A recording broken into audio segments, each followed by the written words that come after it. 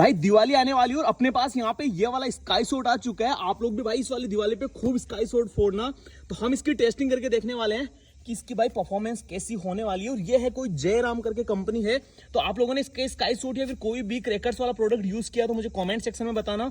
और आने वाली इंटरेस्टिंग वीडियोस के लिए भाई वीडियो को लाइक करके चैनल को सब्सक्राइब करना। जब तक हम इसको आग लगा रहे हैं आप लोग चैनल को सब्सक्राइब कर लो। और मैं थोड़ा पीछे चला जाता हूँ भाई, मुझे ज्यादा ही डर लगता है इसलिए मैं जलाता कम हूँ। अच्छे से लगा के भागना भाई कि भाग जा भाग जा भाग जा भाग जा भाग जा। अभी देखते हैं इसकी परफॉर्मेंस कैसी होने वाली है। सो 1 2 3 एंड गो। ओए फटे, यही फटेगा। इसकी आँख। अबे क्या हो रहा है इनको? इसने बोला कि पुश होगा। चलो कोई नहीं, नेक्स्ट वीडियोस के लिए वीडियो को लाइक करो, चैनल को सब्सक्राइब करो फटाफट से।